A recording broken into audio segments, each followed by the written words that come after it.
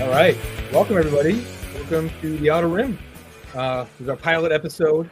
As a theme for all things Star Wars and Star Wars cards. I am your host, Carbonite. With me, as always, Ray. Ray Star, how you doing? Hi, everyone. Oh, good. Well, so here in the stream, which is our first time. So I say here in the stream like we've been doing this for years, right? We usually pick a theme or a set of cards from the lexicon of Star Wars to kind of focus on, and we just talk. We talk shop. We talk Star Wars. We talk about everything. So today's show, the focus is going to be 1993 Star Wars Galaxy Series 1. 140 card checklist, the first Galaxy set to be released. I was playing Little League at the time. Clinton was in office, and you were paying for the internet by the minute when these cards came out in 1993. Dial up, right? You can hear the sounds in your head, right? It's just it's insane. So you'll see where we kind of drop some cards in from that set, but we're going to talk sort of everything about Star Wars today. So without further ado, our first segment. Ready, set, go.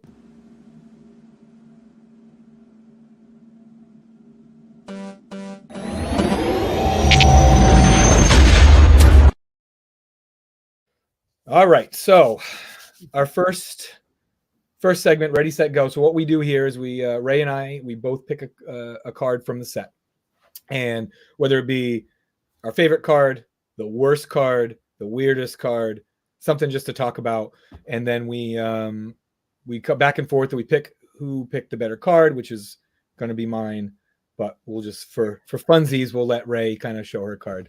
I get a moment. Yeah, you get a moment. So here, I'm going to throw your card up, and without further ado, Ray, please introduce your card here. All right. So this card is called the Mountain. It's number 67 from the set, and I love this card. Partially because I disagree with what it says on the back, or rather, I think the back leaves out something very important. They're suggesting that Vader's helmet there in the background is just sort of representing the icy hills of Hoth, or the struggle of the rebels. But I love that they are actually personifying Vader. His helmet becomes the mountain that they have to overcome, that our heroes have to get past in this entire saga. And then, of course, you also have everything else that sort of matters. You have Luke on his tauntaun in the front there. You have this very epically romantic moment between Han and Leia right in the middle. And that actually earned this card the nickname Gone with the Wind. And then it later became the promotional poster, the campaign poster for The Empire Strikes Back. So much to love about this card. I don't know. What do you have that's possibly going to beat that one? Hey, let's just pick the card that, has everything, right? Let's just pick the card that just, I don't know. We got Giant Vader helmet. We got Smoochy, Han and Leia, right? We have the tauntaun. I think the Battle of Hoth is going on down at the bottom there. I guess, obviously I love this card. I've always loved this card. But I mean, come on. You just I know it's our first show. I know it's our first time doing this, right? It was easy. You just had to just go to that, let me just pick one that's something for everybody. That's just what I'm going to do. And it's but yeah, no, I totally agree, right? It's that this is Empire Strikes Back, as it is the entire movie thrown into one card. I think it's terrific. Not as terrific as my card, which is going to come up. No, I went a little different path. I didn't pander to the masses, right? I didn't just throw something up that I was like, oh, everyone's gonna love this one. Gucci card. I went a little different route, and my card, I'll admit I don't remember the number card this was. When I threw this in the spreadsheet, a week and a half ago, I knew the number. But this is a Ralph McQuarrie concept art from Return of the Jedi, right? And what I love about this card is sort of this what if scenario, right? When they said, hey, Mr. McQuarrie, could you please draw a concept of the Emperor and Luke, kind of the final epic showdown when the Emperor is just zapping the crap out of him with some lightning, and kind of what would the Emperor look like, and I know instead of the in Empire, when they had the hologram of the Emperor, it was a Muppet, right? And it was like they put makeup on one of the producers, like wives or It something, was right? his wife. I think it was the makeup artist's wife. His wife, right? And they just sort of did it, and then they voiced it over, and that was fine because I had some mystery to it. And so when Return of the Jedi came out, they said, well, we need to obviously give the Emperor a face, and it has to be an actor, and this and that. But what I love about McQuarrie's approach here is it is that elongated dark elf sort of image where I bet he has pointy ears under that hood, right? That kind of thing where it's that fantasy villain meets science fiction. He's much more Tolkien-esque. He's like an orc as opposed to something from outer space. Right. This is the villain you find at the end of the dungeon, right? Or in the tower that you and your party are gonna go, up and you're gonna sort of take on. That's what this is, right? This is not pure science fiction. It's not Krang from Teenage Mutant Ninja Turtles, right? It's not a brain inside a cyborg, right? This is fun and this fact, is what makes Star Wars so Krang pinata. Right. And this is what makes Star Wars so great, right? It's that crossover between science fiction, fantasy, everything. It's all these genres kind of rolled into one. It's this big, massive story that pulls from everywhere and just makes it work, right? And so that's why I picked this card, right? It's just because it's I know it's the what if, what could have been, right? But Emperor Palpatine zapping Luke Skywalker with the Force lightning is my favorite, and I'm declaring it the winner of our very first Ready, Set, Go. So, so hold on. To respond, do I get a moment to respond? Oh, sure. Yes. What I will give you about this card, and I think we'll talk about this more later, how these 90s sets were so dependent on sort of fan imagination, because at this point you had the original trilogy, but you didn't even have prequels yet. So you had all of this room for fan imagination, artist interpretation. What I love about the fact that they included this card is that we do have this scene in the movie. So we don't have to imagine it, but we still get Ralph McQuarrie's take on it. And for those of you who don't know, he did so much of the original artwork. So it's kind of wild just the fact that they included it is kind of cool to me, but my card is still better. So okay. All right. We'll call it a draw. We'll call it a draw. All right, we'll get some people in here to judge next time. Yeah, definitely. All right, so let's move on. Let's look at some more cards. So, next segment we're gonna do is we're gonna take a look at some kind of the weirder cards from the set, just a couple of them. In a segment we like to call, obviously cards from the Outer Rim.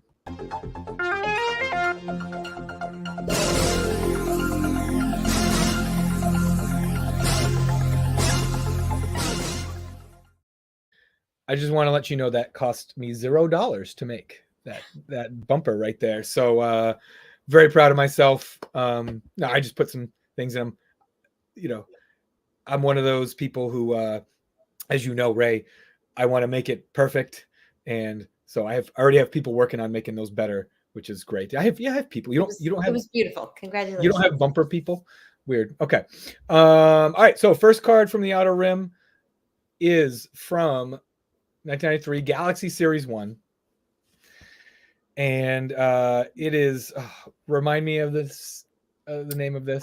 When Droids Frolic? What is it? It's, or If Droids Frolic. If Droids Frolic. There you go. Which, hypothetical. This is one of those cards. And again, I will never take anything away from any artist and their ability to draw and create and this and that, because they do wonders. And this card is obviously beautiful, and it's immaculately rendered, and it's just so good. That said, what I can comment on is the subject matter. And so, again, so this was used for from what we understand, right, from we've researched, is this card was a greeting card that you could go to CVS, Walgreens, and pick up and send to somebody. And this would be the cover of the greeting card. And because, I think, a lot of us, a lot of you that are going to be watching live through the prequels, right? Every single Mountain Dew you drank had a picture of Jar Jar Binks on it, Darth Maul, in the late 90s, early 2000s. And, the mass marketing of Star Wars. And, we lived through it, just about everyone. But what a lot of people don't realize is in the late 70s and 80s, they did the same thing. This wasn't, George Lucas knew what he was doing, genius marketer, and Star Wars was everywhere, including greeting cards with a robotic droid with some alien rabbits in the forest. Are you saying this is not so out there in terms of the Outer Rim? Because no, it is out there. It is out there because it was like the artist he sat down and just said basically like, you know what, F it, like, alien rabbits. What do you think? Alien rabbits, not real rabbits, because did he draw real rabbits and said, you know what, Star Wars doesn't take place on Earth. I need to make them alien rabbits, right? Like, that's one of the things I think Star Wars does so well is you see something like those. What are those snarling cats that sort of get Grogu right in one of the episodes of Mandalorian, where you recognize it as a cat, but not quite. Yes, well, that's what I mean, right? And so, but again, or is this some sort of, artist is down in his basement, some lava lamps and some tie-dye tapestries up on the wall, and he's having one of his relaxing afternoons, if you catch my drift. And he's just kind of thinking out there and says, you know what, I'm tripping balls right now, and I think I really need to see R2-D2 with some space rabbits, right? Like, I don't know. But then again, then you think about this, right? You think about the whole artist makes it's beautiful, obviously, like it is. It's a beautiful piece of art. And then it goes to there's a meeting. There's a meeting where they're sitting around a table with all the different choices to put on their greeting cards, right? And they got to this one. And they said, you know what? Yup. Greeting card. That's the one. Yeah, no, I love it because this whole section of the Galaxy checklist is art that was used elsewhere. And so this, and if we have time, I think we'll look at one more, were actually used. And I think of how it's so normalized now to go to the grocery store or the, CVS, and you see, Yoda Best is on like half of the cards that you see, right? And that's very normal. But this would have been probably, I'm guessing, an outlier to find this and send this to somebody as their Easter card or whatever. Back in the Easter card. I didn't even think about that. Oh, there you go. That whole begets. But then I also think, oh, poor R2. Is this actually what he's dreaming about? He's being put to such hard work all the time. Is he actually just, you know what? I just want to frolic. I just want that moment to go frolic. I have no idea. But whatever the answer is, right? I mean, again, I think you could have walked into a Toys R Us in 1999 and found some really trippy Phantom Menace merch. Oh, for sure. Oh, for sure, right? Like, just, and you look at it and go, whoa, 50 years from now, they're gonna look at it and just go, oh my God.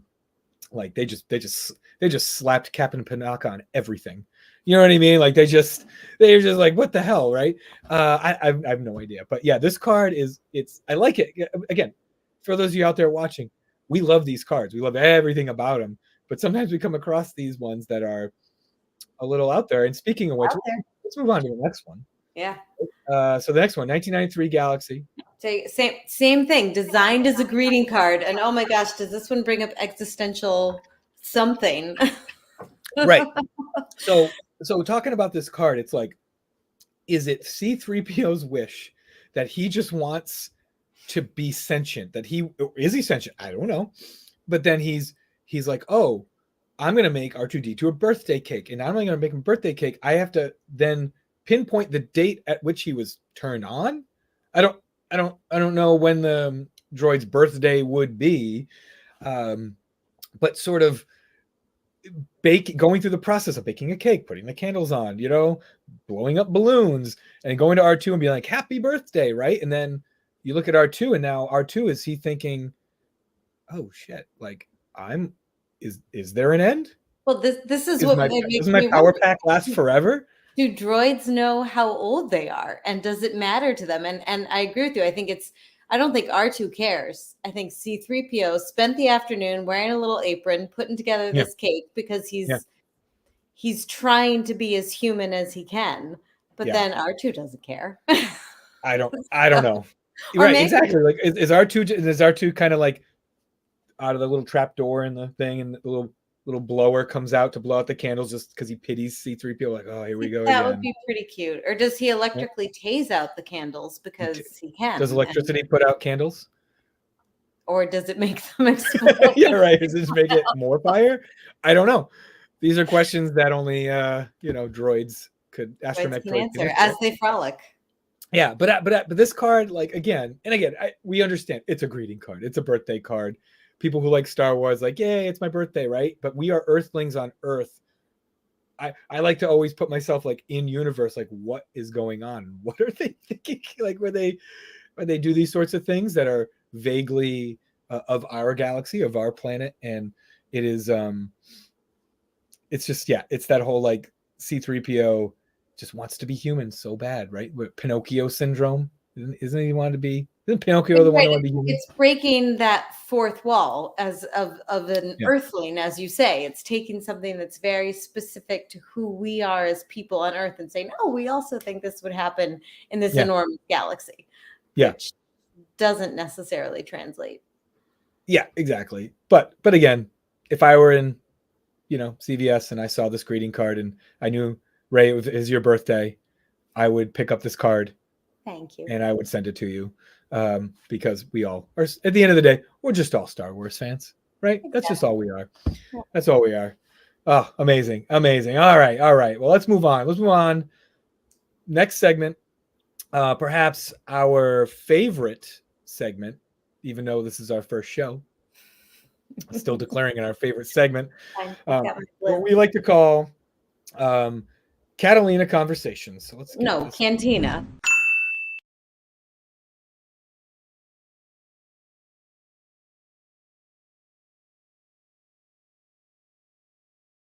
I have the Catalina wine mixer on my brain. Yeah, I saw you Step know, Brothers the other day. So hey, I so raise your brought glass. some blue milk. Yeah, All I could find was a giant orange cup, which I just yeah. future. This is the future. The future is orange in plastic. So Orange that's what is it a is. very futuristic color. I will This give you this that.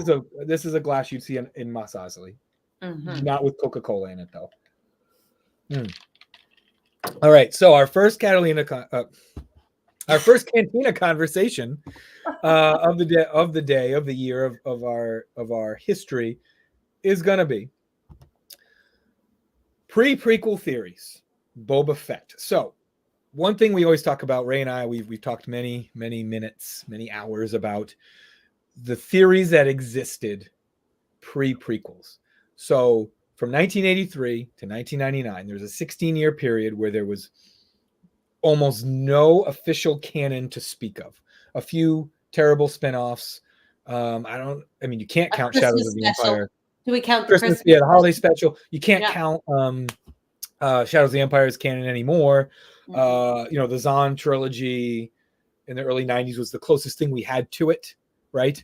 Episode 7, 8, 9 at the time, with Thrawn and all that. So what we're going to talk about today is we're going to talk about Boba Fett and what on earth did people talk about and theorize about Boba Fett between Return of the Jedi and Phantom Menace, right? So Ray, why don't you take it away, because I know you got some good ones stored Sure. up there. Yeah. Oh my gosh. Well, what I love about Boba Fett is that he actually appeared before the public before he was even in a movie, and it was a parade celebrating. Oh, do you know what it was? I can't remember what the parade was even for, but it was a parade that they had where you had the character dressed up in the armor, but he hadn't even been on screen yet. So immediately you've got this character who just looks completely awesome, but nobody knows who he is, what he is. So if ever there's a character in the whole Star Wars galaxy that's just ripe for speculation, theories, all of it, it's Boba Fett. And then even once he is on screen, he barely says anything. So you've got this character, but you can't see his face. You don't know what his voice sounds like.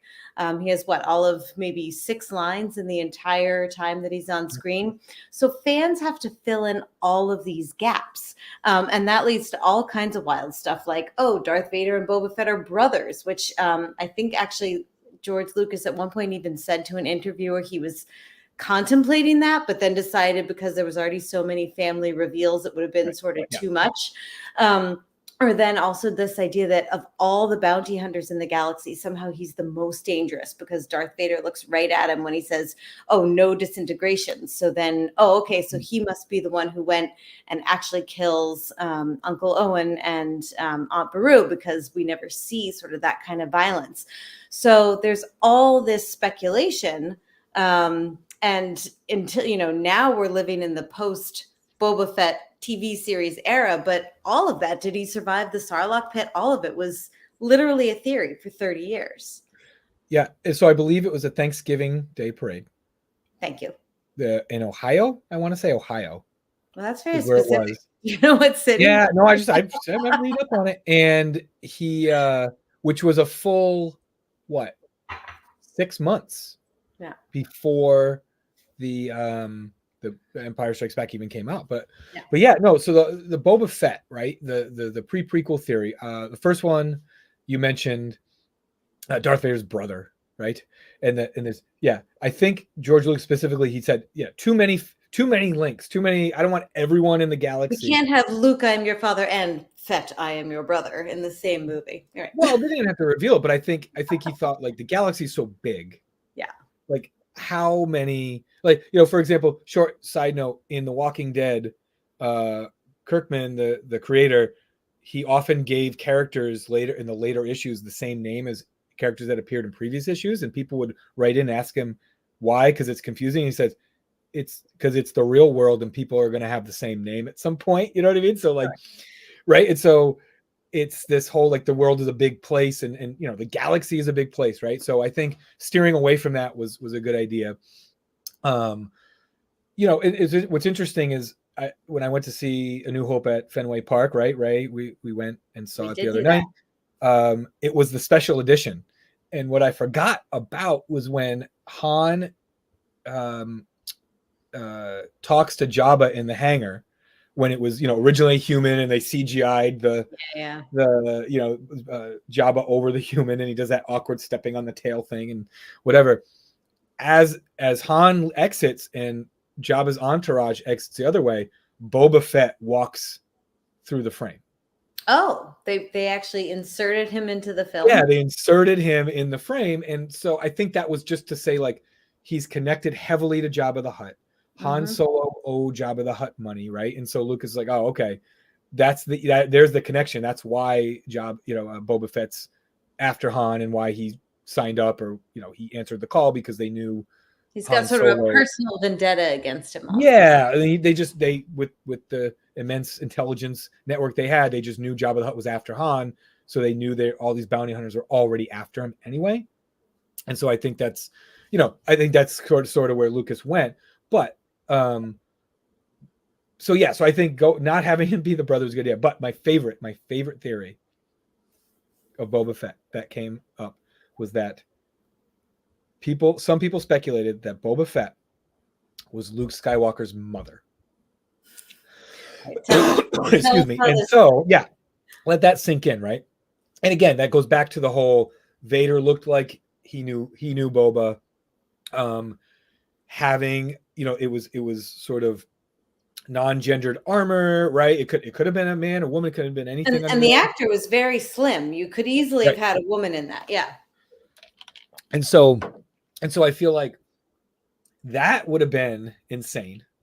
That would have been insane to have, like, Luke Skywalker's mother, because then you'd have to explain the whole, well, how did she not know that Luke was her son? You know what I mean?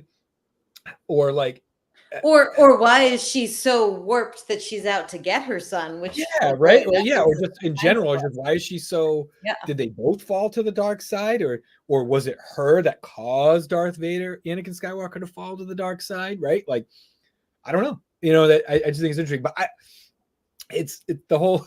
But imagine that, just takes off the helmet, just these blonde flowing locks just fall, you know, on our shoulders, right?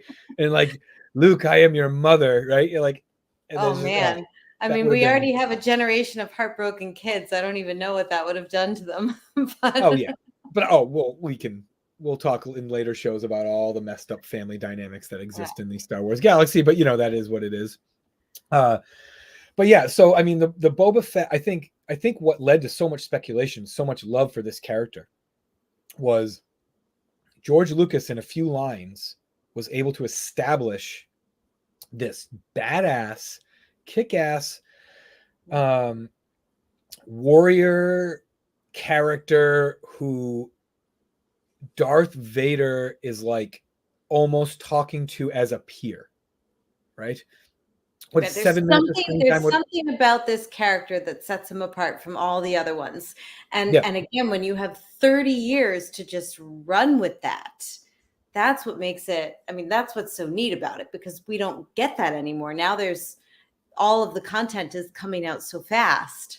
yeah. Fans don't have all of that opportunity to fill in those gaps in whatever the scenario is saying, or all of it. Yeah. Oh, right. No, I know. And again, yeah, so that's why Star Wars was so popular. Well, I mean, it's an amazing story with amazing characters and amazing visuals, right? All that. But there were so many gaps that needed to be filled in, and every single person that went to see the movie, that, you know, back then you probably saw it 6, 7, 8 times, just because that's the only way you could see it. And you know, you Yeah. didn't home movies weren't really a thing in the late 70s, right? And a franchise, what do you call it, persists, and a franchise grows, and a franchise establishes itself as a pop culture, uh, you know, like, Phenomenal. yeah, phenomena, by allowing its fan base to fill those gaps in, and allowing the fan base to imagine everything that surrounds. And you know, one of my theories of like why some shows, or why Star Wars, there's so much, you know, oh, there's so much hate online, there's so much this and that, for Acolyte and Book of Boba Fett and this and that, is that Disney is starting to fill in said gaps, right? No more cantina conversations about, is Boba Fett alive? Hold on. I'm going to stop you right there, Carbonate, because I think that's all fodder for future episodes, because we'll be talking theory Yeah. and all these new shows and everything. And I think that's exactly right. It's that disconnect between the older fans who had that opportunity and the younger fans who don't, but is one necessarily better than the other? I don't know. We'll have to. Well, that's right, read exactly. But no future. matter how these gaps are filled in, Yeah. there will be a subset of the fan base that will be upset about it, right? Oh, I know there are some things I was very upset about, like, for example, the entire sequel trilogy. You know, and I will make it known. I will, trust me, people. we're going to get there. But no, Enough time and so to air your grievances, area grievances, right? of, No, and so like this, you have this whole, you know, like when I watched Lost, it was water cooler material. My friends and I worked in a cubicle at the time. We'd go meet at the water cooler and we'd talk about what happened on Lost the night before. That's what we did, right? And then they ended the show, and everyone was pissed because no matter how they ended the show, a third of the people who watched it were going somebody's to be unhappy. livid. You know what I mean? A third You, is going to love it, a third is going to be livid, and a third is going to be like, oh, it was okay. You know what I mean? You lost me because I never watched Lost, but for anyone watching who reads Wheel of Time, I had decades to fill in theories there. So we'll talk. Yeah, exactly. And so, yeah, but anyway, but I think Boba Fett, the preview, so him being Luke's mom, super interesting. Vader's brother, super interesting. They just wanted that connection, right? People just, I think they wanted that to happen because they wanted to know more about Vader. Yeah, or both of them. Or I think I even heard that at one point, Boba Fett's armor was like the prototype for the original Darth Vader, who was going to be a bounty hunter. Yes. Can you imagine if that was as opposed to a Sith Lord? Or I mean, think about all the different ways that this could have gone. So it's fascinating. No, it's super, super interesting. So, but anyway, so yeah, so there you go. Prequel theories, Boba Fett. We're gonna run through all the characters because there's some Anakin We've one got a lot. side. I Oh, read we an got a lot. Obi-Wan theory today that I can't wait to talk about. Oh, So oh, stay good. tuned. Well, people have to tune in later. That's Oh, called what do they call that? A lead. teaser. Anyway, all right. So that Cantina Conversations. Ray, cheers. Cheers to Cheers. that. Get your blue Enjoy juice that out. There we orange, go. whatever. Cheers to that. All right. So moving on, what do we got next? Next is It's you versus me or us versus droids. yes. So we are gonna do a little trivia here. Ray and I believe we are smarter than the AI when it comes to Star Wars trivia. We're really not. So what we're gonna pop up some AI trivia and we're gonna see if it can stump us. I wonder, you know what we could do next time, or maybe later, we can ask it a question, see if it knows the answer. Yeah, I It bet probably it will. But anyway, right. all right, time for some trivia.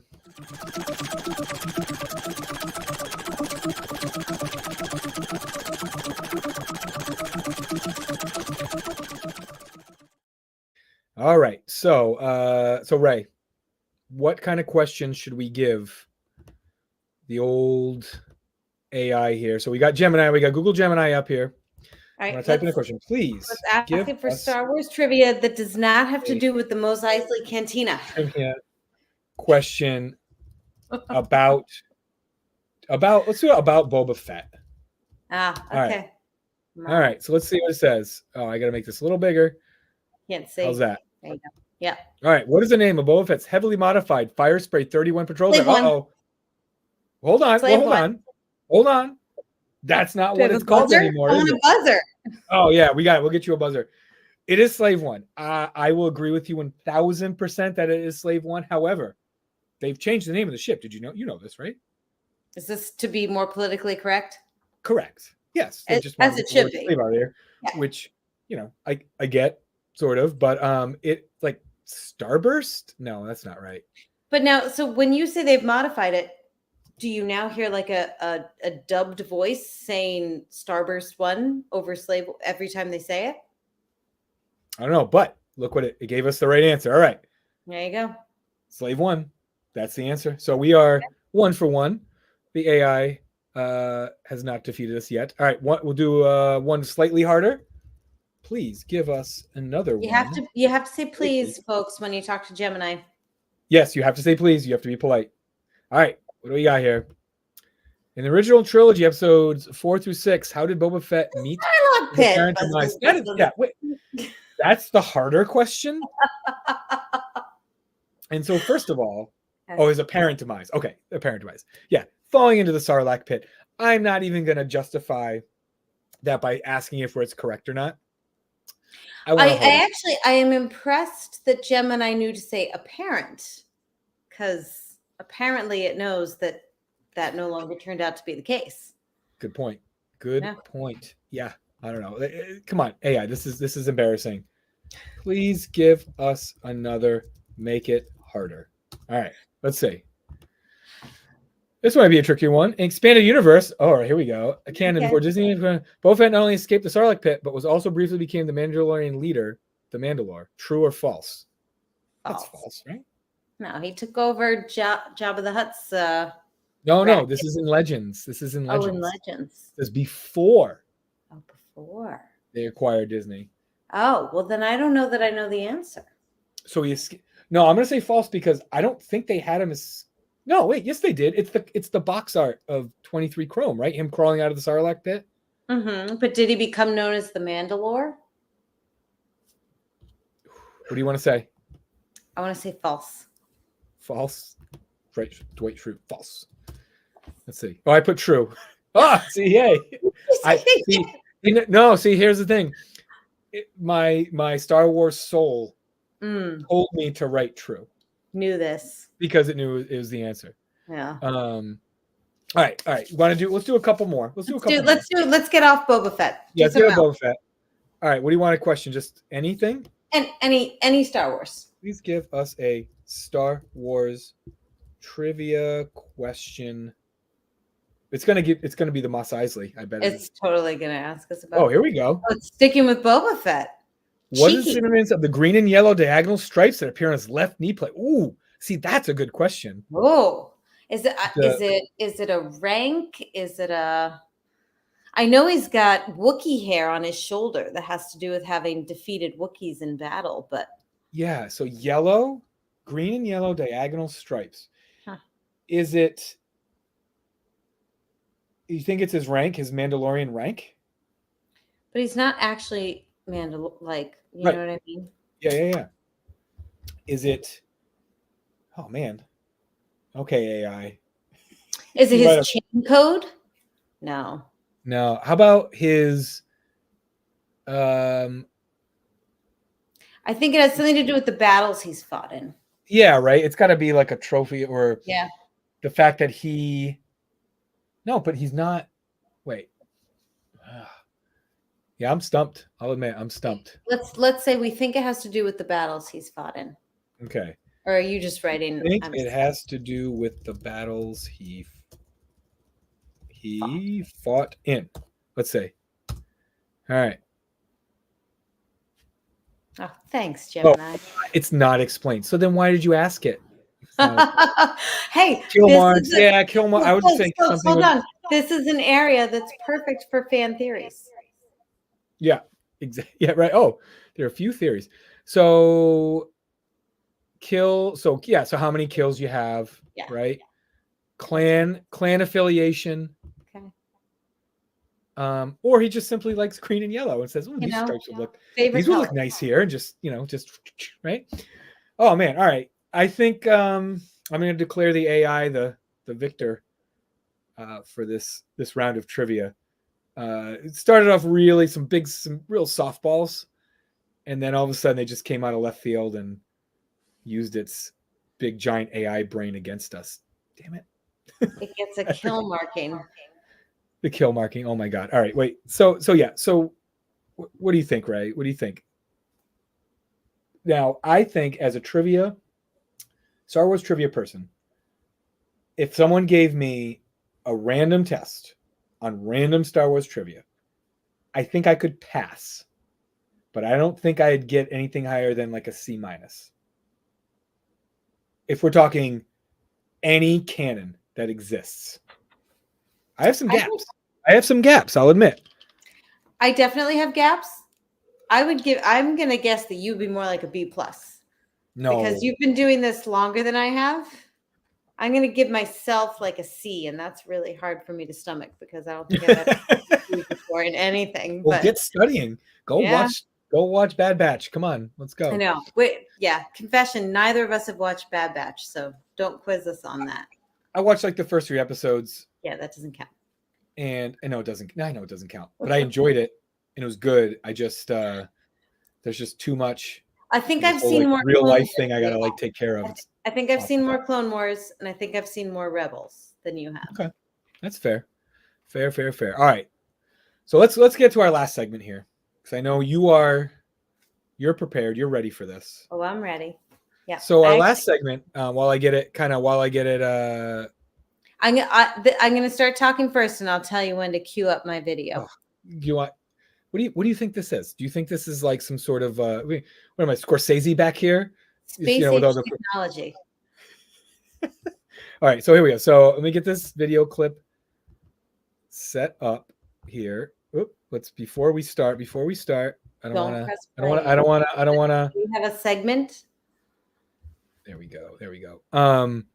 Yeah. So our last segment of our show tonight is one that we sort of we felt like we had to put in here, just because everyone's got one. Everyone has one of these. So our last segment of the show, unpopular opinions.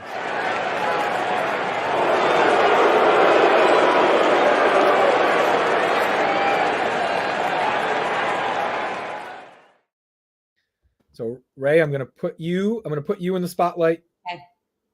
I'll put you in the spotlight. Please take it prepared away, to be Ray. rude. Your unpopular opinion. Thank you. I'm prepared to be. Whoa, wrong one. Hold on. It was That's the that wrong one. unpopular. There we go. That's what I wanted. All right, folks, I'm going to confess I love the sequels. I know that Carbonite is going to debate me on that, but I will say that I absolutely love the dynamic between Rey and Kylo Ren. You can hate me for it. I think the what's the word that I want? Just the dynamic between the two of them. Let's face it, they use lightsaber duels the way most people use foreplay. Can I say that? I don't know. And I also just feel that I came to the sequels through the eyes of my 7-year-old son. And you have to realize that for the people who have not been doing theories for 30 years, right, they're just coming to it as pure entertainment, pure enjoyment of the movies without having all those years of baggage of, was this what I thought was going to happen? Is this how I expected it to go? And so I came to it through his lens. And go ahead, you can cue up my video now. Boy. Dun, dun, dun. Yep, there it goes. So just this final climax that we have here in the background, right, and you have this moment where you don't know if Rey is going to give into that fight inside for is the evil inside of her. You don't know if Kylo Ren or Ben is going to give into or admit that there's good inside him still. And you just have this epic moment, right? I'm going to let it sort of queue up here. Poor Kylo. It might be forgotten the force here, but I mean, so I love this. I love Ray, this scene so much. Hold on. Yes, go ahead. I appreciate everything you say, but I wish I had one of those wrong. No, look, she's about to hand him the lightsaber, and that moment where you don't know that it's going to happen, and then it actually does. Right, like this. You don't know it was going to happen. You don't know that they I'm were watching it through my up. 7-year-old's eyes, and he's so nervous. Right, he's about to get his butt kicked by the Knights of Ren. Okay. Okay. She's about to give into all the evil that's inside her because she's a Palpatine. Because yes, everybody in the galaxy is related. Which they shouldn't be. Yeah. Didn't they learn their lesson? Sometimes. Come on, this moment right here. Okay. And then I'll tell you, just when he grabs the lightsaber and he's just, sorry guys, now you're in trouble. No, don't get me wrong. Epic. I love and so anyway, I just want to say that if you're coming to the sequels without your preconceived notions, they're fantastic films. So take it away, Carbonite. You can boo me if you want. Yeah, no, that's fine. No, I mean, visually stunning, right? Like this is just like she like it's epic. Blocks the blast right in the dude's face. Like that's amazing. That's so good. And this is very cool. But I think you hit the nail on the head, right? Would you say your 7-year-old? Was like, oh my God, will they or won't they? Is this Ross and Rachel? What is this? No, this is like, we all knew it was going to happen. We all knew this was going to happen, and this was going to, and mind you, I wanted Ben Solo to come back to the light side. I love Adam Driver as an actor. Daisy Ridley's phenomenal, right? But they just dropped the ball so hard with the sequels that it was, for me, it was insanely tough. It was so tough to buy. By the time we got to that point, in the third movie, right? The last act. Turn off the clips. Yeah. Yeah, it is. Yeah, it's. There it goes. We should be. Yeah, okay. But yeah, it's one of those things where by the time we got there, it was. I was like, ugh. So here's what we're gonna do, everybody. We're gonna make Carbonite watch which one? Last Jedi and react. I will watch every single one of them. Yeah, I'll watch every single one. But that is my unpopular opinion, and I know there are plenty of Gen Z, whatever comes after Gen Z, Gen Alpha, who agree with me. And so I think through the appropriate lens, they are wonderful movies. Yeah. Okay. Fair enough, Ray. I will accept your unpopular opinion as both unpopular and an opinion. So, so there you go. So you hit that. You did great. See, I nailed both of them. I was going to say, right, exactly. So that was, I give you, so you're talking about having that C in Star Wars trivia. That was an A+ for being unpopular opinion. Okay. So way to go. Ray delivered. That was great. So anyway, that about wraps it up for us for the Outer Rim, episode 1, pilot episode. Ray, how do you think we did today? Oh gosh, and now do I need to rate us? I'm going to give us a B so that we have room for improvement. Oh, I was gonna be way harsher than that. I was No. gonna go like C minus. Like we showed up. We showed up. No, we showed up. We were here. We It's did. like We talked about is that Star like Wars. getting a 1 on the AP exam for putting your name down? Yeah, exactly. Right. We showed up. People know who we are. We know we're talking about Star Wars. But I think, like I said, I think we got some room for improvement. But we got many more of these to come. We're gonna try to do 1 or 2 a week this summer while we can. And I hope you guys come along for the ride.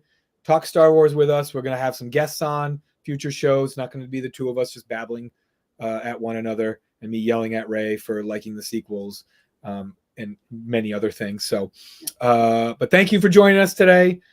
Ray, any closing thoughts? May the force be with you. May the force be with you, everybody. Bye-bye.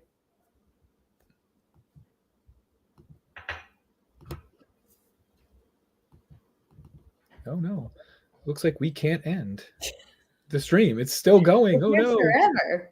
Yeah, we're here forever. It's literally telling me like, oh, you can't end it. But anyway, we'll the studio. We'll see you next time.